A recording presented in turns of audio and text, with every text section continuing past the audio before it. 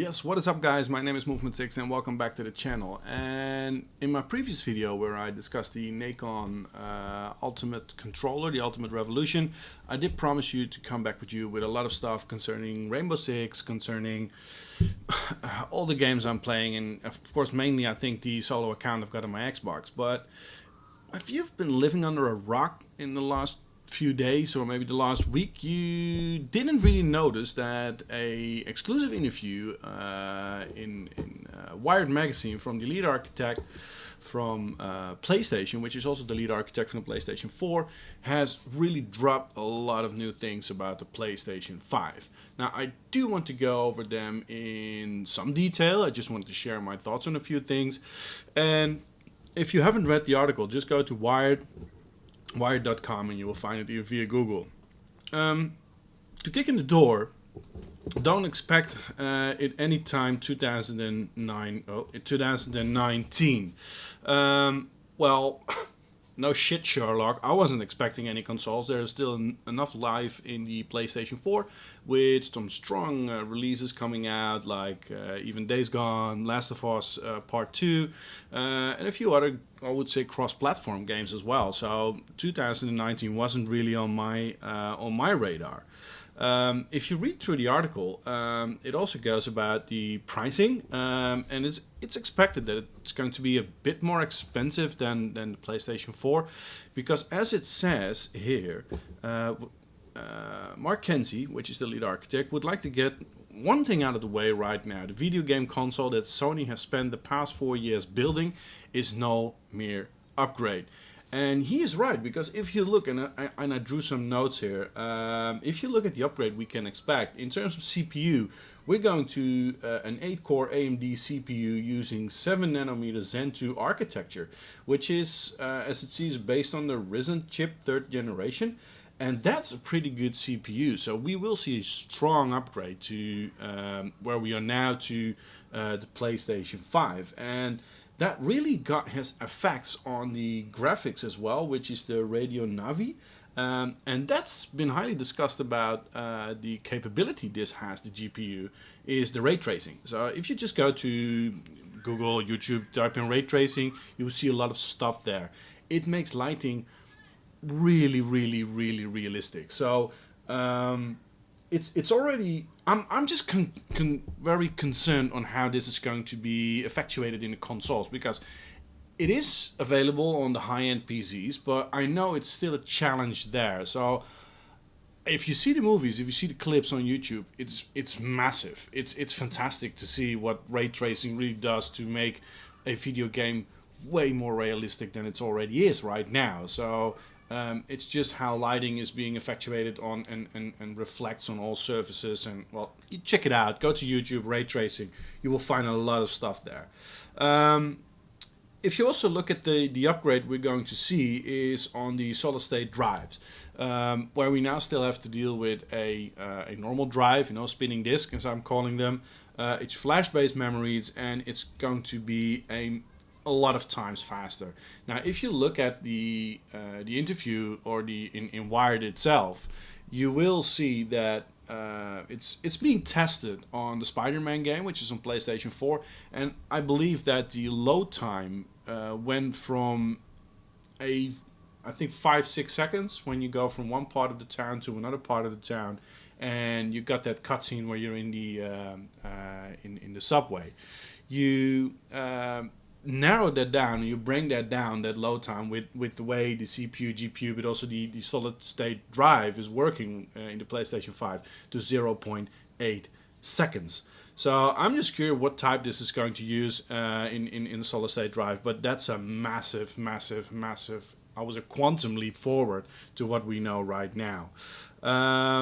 So that's what we can see in terms of pricing. So my guess is that it's going to be way more expensive than PlayStation 4. But if you go on Twitter and you look for Mark Kearney, he discusses he replies on a tweet where he says that it's still going to be an honest pricing, very attractive to everyone. So the chipset that's going to be used, CPU, GPUs, and all the chipsets in there, it's also going to be a quantum leap forward in terms of audio. To me, the difference between PlayStation 3 and PlayStation 4 is not huge. I think it's practically the same, maybe some upgrades left and right, but it's now going to support 3D audio as well. And that is finally, as I said, a considerable audio upgrade, and especially when you were using headphones.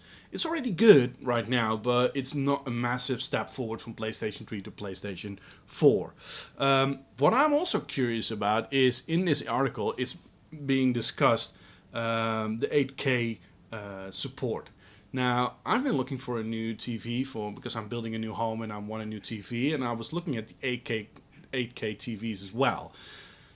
My question was what kind of content is there in 8K? Now, they say it's going to be supporting 8K displays. I don't think that the PlayStation 5 will eventually have a native 8K. I think native will be 4K, and I think we can really squeeze 60 frames per second out there. But eventually, it will do some form of an upscaling to 8K. But Jesus Christ, it is going to be massive, right? It's 4K is now starting to get mainstream. I think a lot of people out there, even people watching this video right now, still have 1080p TV monitors, whatever, TV displays, 1080p, and I think most of the people are still fine with that. You see 4K coming into the living room more and more, but also entering the monitor environment for gaming. But it's starting to get mainstream 4K. I think 8K is still a quantum leap forward for a lot of people. I'm looking at an 8K TV because I'm just a tech nerd. But okay, 4K native, 60 frames per second, some upscaling, maybe just like checkerboarding the PlayStation 4 Pro uses right now. One of the best things I've seen, and maybe cool. I know I'm 39 years old, guys. I've been raised with floppy disk.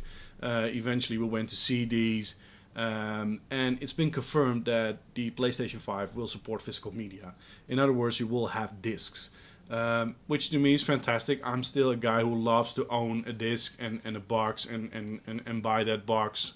Got a lot of my games are still physical media. I'm also buying a lot of online, digital. But I think the whole look and feel of my closet with all those games lined up, it's fantastic. On the other side, I still got a huge amount of Blu-rays out there, which I love to play. So I'm just happy that the physical media is supporting the PlayStation 5. That brings me to another point, and that is that the PlayStation 5 will be backwards compatible with PlayStation 4. And I think that is... well, of course, then you need physical media, of course, because PlayStation 4's got a lot of disc and people got a lot of disc at home.